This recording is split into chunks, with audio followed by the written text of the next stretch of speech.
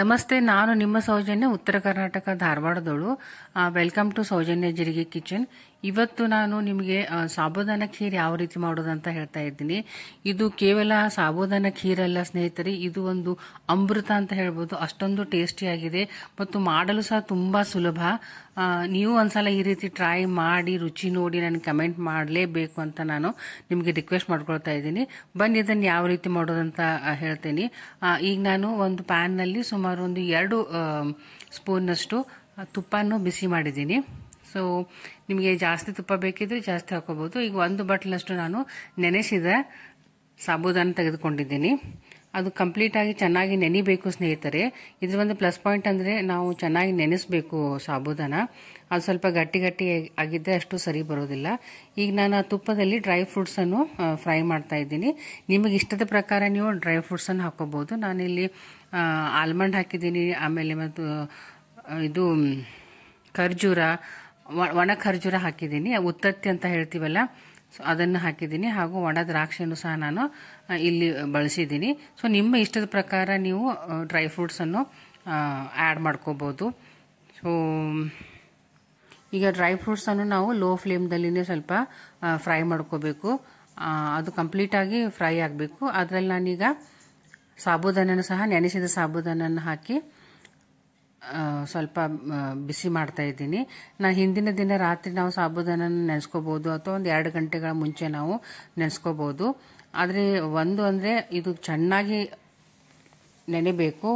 ಸ್ವಲ್ಪ ಗಟ್ಟಿ ಗಟ್ಟಿ ಆಗಿದ್ರೆ ಅದು ಸರಿಯಾಗಿ ಬರೋದಿಲ್ಲ ಖೀರ. ಸೊ ನಾನೀಗ ಚೆನ್ನಾಗಿ ಇದನ್ನು ಬೇಯಿಸ್ಕೊಂಡಿದ್ದೀನಿ. ಈಗ ನಾನು ಇದರಲ್ಲಿ ಸುಮಾರು 2 ಕಪ್ನಷ್ಟು ಹಾಲನ್ನು ಸೇರಿಸ್ತಾ ಇದ್ದೀನಿ, ಗಟ್ಟಿಯಾದ ಹಾಲು. ಇಲ್ಲಿ ನೀರನ್ನು ಯೂಸ್ ಮಾಡಲೇಬಾರದು ಖೀರ್ ಮಾಡುವಾಗ ಸ್ನೇಹಿತರೆ. ಈಗ ಇದರಲ್ಲಿ ಡ್ರೈ ಫ್ರೂಟ್ಸ್ ಆಗಲಿ ಅಥವಾ ಹಾಲಾಗಲಿ ನಿಮ್ಮ ಇಷ್ಟದ ಪ್ರಕಾರ ನೀವು ಬಳಸ್ಕೋಬಹುದು. 2 ಕಪ್ ಅಂತೂ ಮಿನಿಮಮ್ ಬೇಕು. ಸೊ ನಿಮಗೆ ಜಾಸ್ತಿ ಟೇಸ್ಟ್ ಬೇಕು, ಜಾಸ್ತಿ ಸ್ವಲ್ಪ ನಿಮಗೆ ಖೀರ್ ತೆಳುವಾಗಿ ಬೇಕಂದ್ರೆ ನೀವು ಇನ್ನೂ ಜಾಸ್ತಿ ಹಾಲನ್ನು ಆ್ಯಡ್ ಮಾಡ್ಕೋಬಹುದು. ಸೊ ಈಗ ನಾನು ಹಾಲನ್ನು ಹಾಕಿ ಸುಮಾರು ಒಂದು ನಿಮಿಷದವರೆಗೆ ಚೆನ್ನಾಗಿ ಬಾಯ್ಲ್ ಮಾಡ್ಕೊಳ್ತೀನಿ. ಈಗ ಬಾಯ್ಲ್ ಆಗ್ತಾ ಇದೆ ಸ್ನೇಹಿತರೆ. ಅಂದರೆ ಅದು ಹಾಲಿನಲ್ಲಿ ಚೆನ್ನಾಗಿ ಬಾಯ್ಲ್ ಆಗಬೇಕು. ನೋಡಿ, ಈಗ ಬಾಯ್ಲ್ ಆಗ್ತಾ ಇದೆ ಅದು. ಇದನ್ನು ಸಹ ಮೀಡಿಯಂ ಫ್ಲೇಮ್ದಲ್ಲಿನೇ ಬಾಯ್ಲ್ ಮಾಡ್ಕೋಬೇಕು. ಸೊ ನಾನು ಇದರಲ್ಲಿ ಸಕ್ಕರೆಯನ್ನು ಬಳಸ್ತಾ ಇಲ್ಲ. ಇಲ್ಲಿ ನಾನು ನೆಸ್ಲೆ ಅವರದ ಮಿಲ್ಕ್ ಮೇಡನ್ನು ಬಳಸ್ತಾ ಇದ್ದೀನಿ. ಮಿಲ್ಕ್ ಮೇಡ್ ಕಂಡೆನ್ಸ್ ಮಿಲ್ಕ್ ಅಂತ ಹೇಳ್ತೀವಲ್ಲ, ಇದನ್ನು ನಾನು ಬಳಸ್ತಾ ಇದ್ದೀನಿ.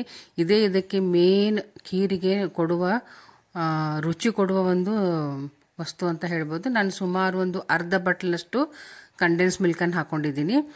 ಇದು ನಿಮ್ಮ ರುಚಿಗೆ ತಕ್ಕಷ್ಟು ಹಾಕೋಬಹುದು. ನಿಮಗೆ ಜಾಸ್ತಿ ಸ್ವೀಟ್ ಬೇಕಿದ್ರೆ ಇನ್ನೂ ಸ್ವಲ್ಪ ಜಾಸ್ತಿ ಆ್ಯಡ್ ಮಾಡ್ಕೊಳ್ಳಿ. ಸ್ವಲ್ಪ ಬೇಕಾದ್ರೆ ಸ್ವಲ್ಪನೇ ಹಾಕೋಬಹುದು. ಇದಕ್ಕೇನು ಅಳತೆ ಇಲ್ಲ.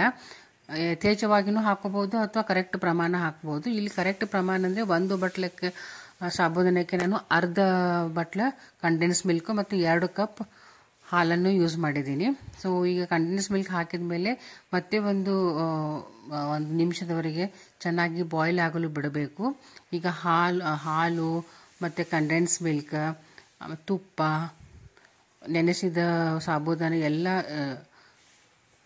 ಒಟ್ಟುಗೂಡಬೇಕದು. ಈಗ ನೋಡಿ, ನಾನು 2 ಏಲಕ್ಕಿ ಹಾಗೂ 2 ಲವಂಗನ ಕುಟ್ಟಿ ಹಾಕಿದ್ದೀನಿ.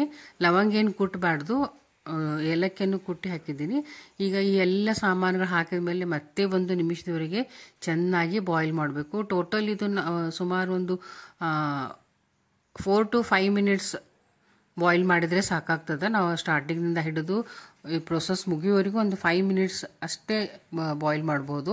ಸೊ ಅದಕ್ಕಿಂತ ಹೆಚ್ಚು ಬಾಯ್ಲ್ ಮಾಡಿದರೆ ಅದು ತುಂಬ ನೀರಾಗಿ ಹೋಗ್ಬಿಡ್ತದೆ. ಸೊ ಈಗ ನೋಡಿ, ರುಚಿಕರವಾದ ಹಾಗೂ ತುಂಬ ತುಂಬ ಅದ್ಭುತವಾದ ಅಮೃತದಂಥ ಸಾಬೂದಾನ ಖೀರ್ ರೆಡಿ ಟು ಈಟ್. ನೀವು ಒಂದ್ಸಲ ಟ್ರೈ ಮಾಡಿ ಮತ್ತು ರುಚಿ ಹೇಗೆ ಬಂದಿದೆ ಅಂತ ಹೇಳಲೇಬೇಕು ಸ್ನೇಹಿತರೆ.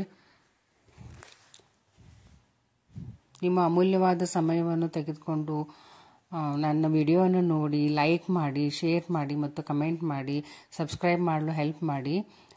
ನಿಮಗೆ ಇದೇ ರೀತಿ ತುಂಬ ಕ್ವಿಕ್ಕಾಗಿ, ಈಸಿಯಾಗಿ, ಶಾರ್ಟ್ಕಟ್ ರೀತಿಯ